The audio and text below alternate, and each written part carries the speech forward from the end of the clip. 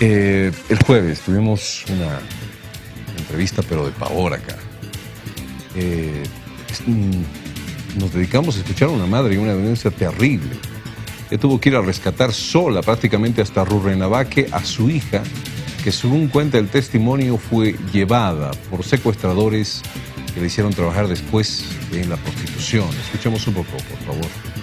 ¿Sí? ¿No la tenemos todavía? Muy bien. Minutos nada más entonces. Está con nosotros el defensor del pueblo, Rolando Villena, a quien le agradezco de tiempito. Defensor, bienvenido otra vez a la televisión. Sabían por lo que me estaba contando extracámaras que estaba muy ocupado. Así es, John. Pero estamos acá y contento de estar en su programa. Defensor, muchísimas gracias. Bueno, acá debía entrar un poquito de las declaraciones de la señora el anterior jueves. Seguramente usted ha recibido esta información, pero usted no la recibe pues como televidente. Seguramente con los datos que usted maneja la evalúa de otra manera. ¿Cómo ha recibido esta información de la señora y este caso de un supuesto rapto al lugar, un secuestro allá para hacerla trabajar en la prostitución? Con indignación. No puede ser que tengamos una policía totalmente indolente, irresponsable, que conociendo un hecho de esta naturaleza no entra en acción inmediata. No hay justificación alguna, John, para que la señora tenga que verse obligada a ir en compañía de su hijo y ella. El deber del Estado es la protección de niñas, niños, adolescentes. Es decir, la policía es institución del Estado, no es una institución fuera del Estado. La exigencia que nosotros,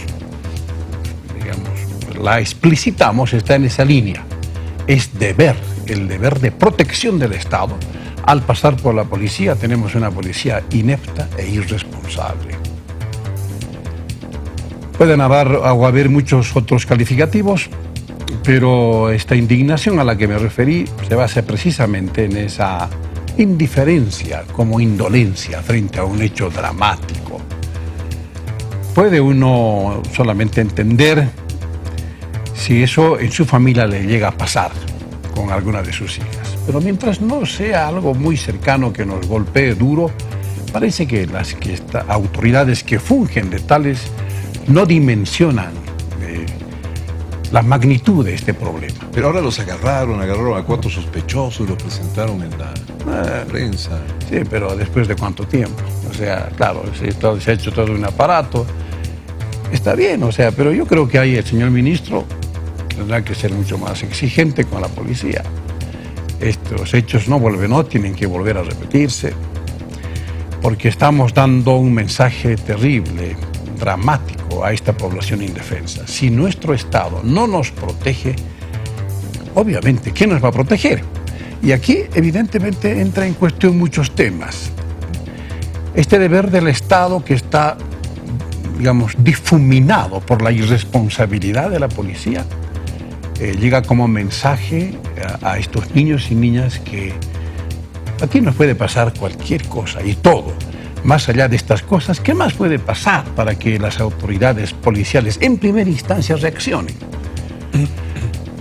Debe ser esto un mensaje muy contundente, duro, para que no se vuelva a repetir. Nosotros estamos actuando sobre el tema, John, de oficio. Yo ya he hecho un requerimiento de informe escrito a la policía y ahí estamos exigiendo qué es lo que se ha hecho y queremos esa respuesta también por escrito. Queremos que aquí debe sentarse precedente y este policía irresponsable tendrá que ser sancionado.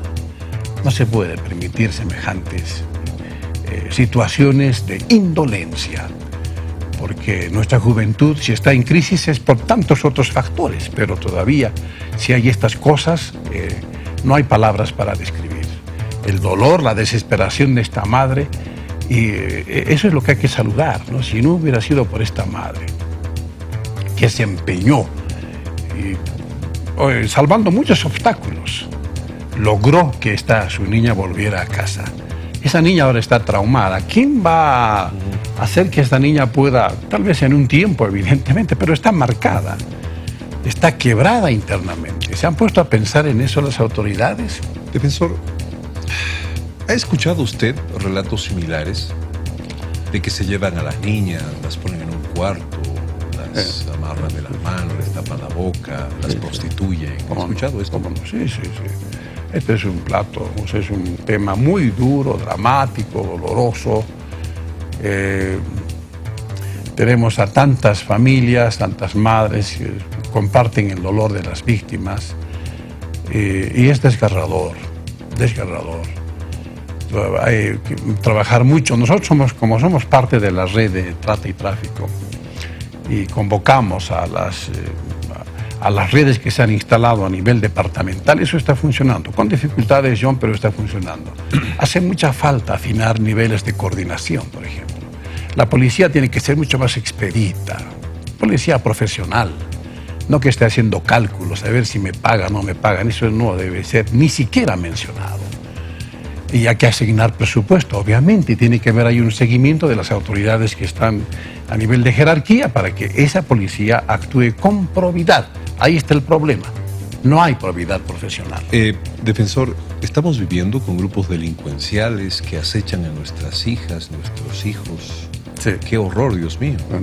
Eso se reconoce que existe. Claro, exactamente, exactamente.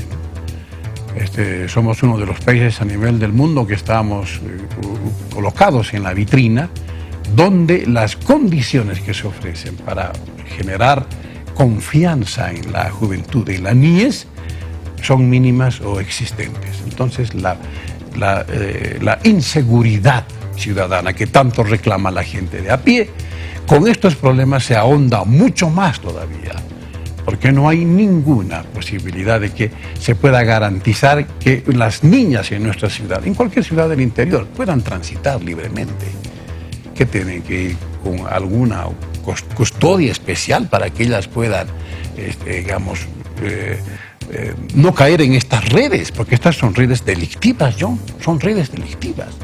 Y evidentemente tenemos la mejor manera para cortar eso es la conciencia. Es decir, las madres que en este momento están sufriendo esto, ellas son las que tienen que ayudar a revertir esta situación y generar otro clima de confianza, de diálogo al interior de los hogares. El primer nivel de protección, fundamental. Los hogares se han constituido, John, en centros de expulsión de niñas y niños. Niñas, ¿no? La violencia, la extrema pobreza, hay tantas cosas que sufren. Nadie les escucha. Los problemas que tienen nuestros jóvenes hoy son escuchados, todo, comparten con sus mamás. Tienen que dar el espacio que necesitan estas chicas. No es que las chicas estén ya maleadas, es la sociedad la que perversamente las tuerce, las conduce por otro camino. Entonces, en ese sentido es importante que la sociedad también pueda replantear las maneras de interactuar con los jóvenes. No hay que estigmatizar a los jóvenes a priori, que peor cosa puede pasar a un joven que sea condenado, sí, que sepan de qué están hablando y qué problemas tendrá, no les interesa. Estos números, en este caso, condicen con los números que maneja el Defensor del Pueblo, sí, de la cantidad de niños, niñas y adolescentes agredidos. Evidentemente, condice, estamos en esto,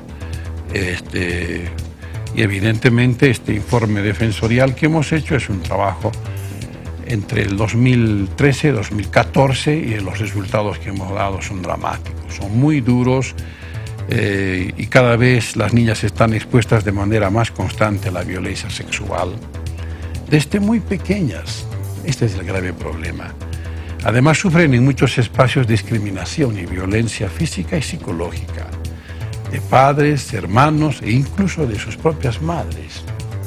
Y este es el nivel más duro que debe afectar a las niñas.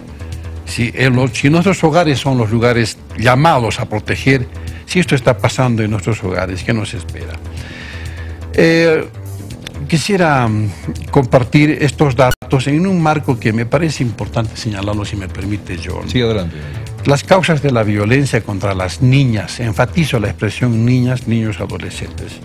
Por una parte, el adultocentrismo, la visión y construcción de la sociedad a partir de un perfil del hombre, ¿no? El hombre adulto, el único que puede crear, tener, admitir y otorgar derechos, ¿no?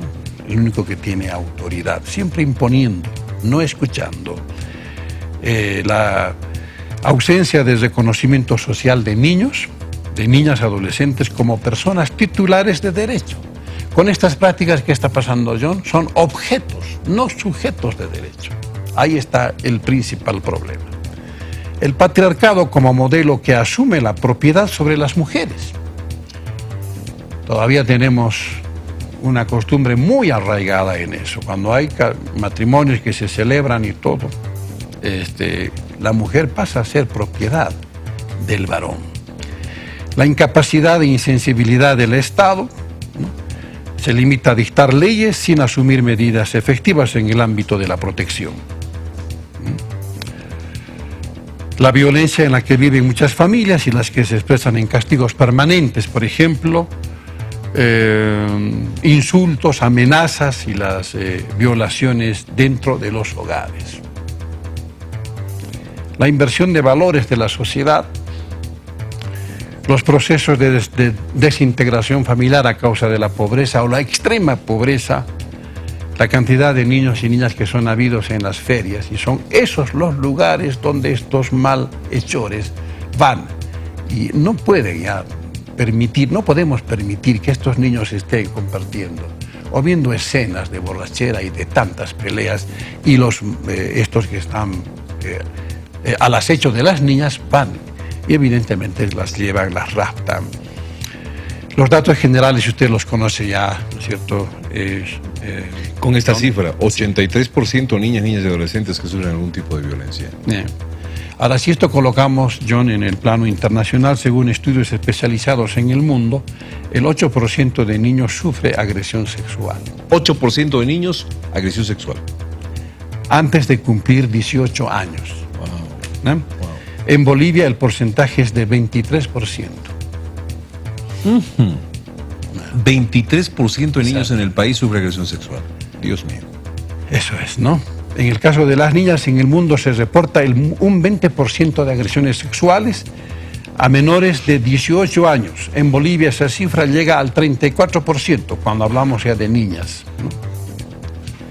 Estas cifras son altísimas y nos colocan como uno de los países del mundo más inseguros para las niñas y niños en términos de violencia sexual. Y de ahí a que haya explotación sexual, el comercio sexual con las adolescentes, el tema que hemos tocado recién en Rurrenabaque y otros. Estos generalmente funcionan de manera clandestina. Estos son los datos que nos están colocando en una situación gravísima. Defensor, pero son datos de los que se recogen, de los que se puedan recoger, sí, tener conocimiento. Exactamente. Que hay de lo que no se menciona, ni se denuncia, ni nada. Acá yo sacaba un porcentaje de desde acá, desde su propia publicación del Defensor del Pueblo. Sí. Decían que hay una cantidad que se denuncia, por ejemplo, a la policía, y hay otra cantidad. Trata y tráfico, policía registra 1.605 casos y la fiscalía 731. Así es. Yo decía, un momento, no hay incongruencia, no debería ser el mismo número, por ejemplo. Así es. Si ahí hay falla, ¿qué pasa con los otros números? Evidentemente. Ese es un problema que usted lo señala con mucha claridad. En el Consejo Nacional de Trata y Tráfico, como en los consejos departamentales, la actualización de estas cifras adolece de esta falla. No podemos tener dos versiones con una versión tan diferente, la una de la otra, la fiscalía con la policía, no puede ser. O estamos hablando de dos mundos diferentes. Es un solo país, el mismo problema. Entonces hay necesidad de estar permanentemente alimentando con información actualizada. Pero antes de eso, cruzar la información, John. Porque no es cuestión de que alguien diga, como primicia lanzo esta cifra, momentito, es un tema muy delicado. Lancemos la cosa, una sola cifra tiene que haber, necesariamente. Y ahí la coordinación es para que el trabajo que estamos haciendo con debilidades pase a tener fortaleza. ¿Quién debe manejar la cifra, defensor? Bueno, el Consejo, o sea, hay una comisión, evidentemente. Esta comisión, por ejemplo, está integrada por migraciones, ¿no? Por la FELCSB también. Migraciones hace un trabajo muy importante, ¿no? Ahora, este flujo de la cantidad de niños y niñas que todavía pasan las fronteras sin el control. Antes era peor, estoy hablando del 2010, cuando, ¿sabe quiénes daban permiso para que nuestras niñas salgan a la Argentina? los alcaldes. Y cuando la ley dice que deben dar permiso solamente los jueces. Entonces de eso, bueno, ya no se repite esto. Pero el seguimiento es lo más importante. He estado el año pasado en la Argentina y hay puntos llamados ciegos, donde no hay ningún control. O sea, esto que estamos manejando como cifras, aún si llegáramos al momento de tener una sola versión, hay otra realidad que no pasa por las estadísticas. Y casos como los que estamos comentando, de casos que no se conocen porque la gente tiene miedo de denunciarlos, tiene temor a la censura y a tantas cosas, el honor de la familia, lo que fuera. Y las chicas son las que peor situaciones pasan, ¿no? Defensor, destaco un detalle muy importante de este informe. Dice que se adolece de falta de conciencia y de reacción de Estado, dice el informe. ¿Hasta dónde se considera una reacción oportuna el hecho, por ejemplo, de colocar leyes que pueden proteger a nuestros niños, niñas y adolescentes? Hay ley, código, pero que no funciona, ¿no?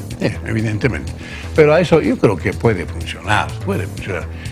El gobierno está haciendo los esfuerzos, pero tiene que haber mayor exigencia. Yo saludo las actitudes, decisiones últimas del ministro de Gobierno. Tiene que ser en esa línea aún más contundente. Ya la señal, por ejemplo, que dan con la policía que debe estar en las calles, ya no haciendo seguridad a los ministros, por ejemplo. Esa es una señal. Este tema abordado desde el espacio que hemos generado entre Estado y sociedad, cuanto más todavía. Tenemos leyes, hay una reglamentación que debe ser mejorada, la reglamentación. Tenemos organizaciones nacionales, departamentales, tenemos redes a nivel nacional. Entonces, la comunicación de las redes, digamos, locales, las que tenemos, por ejemplo, en Villamontes, en Yacuiba, en Tarija, en Villazón, ¿no? Deben ser, hay que articularlas, pero expeditamente, realmente con mucha responsabilidad. El problema también pasa porque al momento de hacer una reglamentación, cuando la tengamos, ojalá una reglamentación mucho más clara, con mayor participación de la gente que está trabajando en este ámbito, necesitamos tener un plan de acción, un plan con presupuesto. Este es el tema principal. No hay plata. Pero claro, pues, es decir, sin eso, ¿dónde vamos a avanzar? Por mucho que tengamos una buena ley, con buenas intenciones, todo eso, pero eso tiene que concretizarse, tiene que materializarse. Ahí está el problema, uno de los problemas más importantes, claro. Defensor, ¿cómo podemos despertar mañana a nuestros niños, niñas y adolescentes con todo esto? Qué difícil cuando hay delincuentes sueltos al acecho, ¿no? Así es, exactamente, qué difícil. Qué difícil. Y para una madre saber si su hija ha de volver, con vida, o ha de volver a la casa. Es decir, esto es un tema que tenemos que enfrentarlo con mucho rigor, con mucha convicción también, con mucha humanidad, que estamos perdiendo, Estamos invisibilizando estas cosas de pronto. Y estamos diciendo, bueno, al final es un caso más, evidentemente, pero la madre, ¿no?, con todo lo que ha hecho, la ha liberado. Pero, por favor, eso no puede volver a repetir. Entonces, este es un tema de la sociedad, del Estado. Y la exigencia, como se llama en la normativa de derechos humanos, es la exigibilidad. Tenemos que estar más articulados. Conocer, los vecinos deben conocer todos estos problemas. Debe haber mayor participación para que la exigibilidad pues dé resultados, ¿no es cierto? Tenemos que exigir para que nuestro Estado, a través que el gobierno está conduciendo este Estado, pueda verdaderamente decir sí, estamos tomando en cuenta y estamos comunicándonos, estamos actuando de manera inmediata y no esperar la voluntad de policías que hacen quedar mal a la institución. Así es, profesor. Yo le doy gracias por llegar aquí, defensor del pueblo. Que este informe se traduzca en acciones, en resultados, que es lo más importante que se quiere, ¿no? Porque nos estremecemos con estos números y como padres nos imaginamos lo que pudiera pasar. Así es. Pone la carne de gallina. Exactamente. Y lo que hay que pedir es que estos números se vuelvan acción inmediatamente. Exactamente. Estos números tienen que ser revertidos en acciones. hay que enfrentar con voluntad política, voluntad ética, porque es un tema ético en el fondo. Es la necesidad de ponernos en los zapatos del otro, ¿no? De sentir que el problema ajeno en este momento puede ser ya tuyo. De pronto, actúa como si fuera tuyo. Eso nos va a mover más el piso.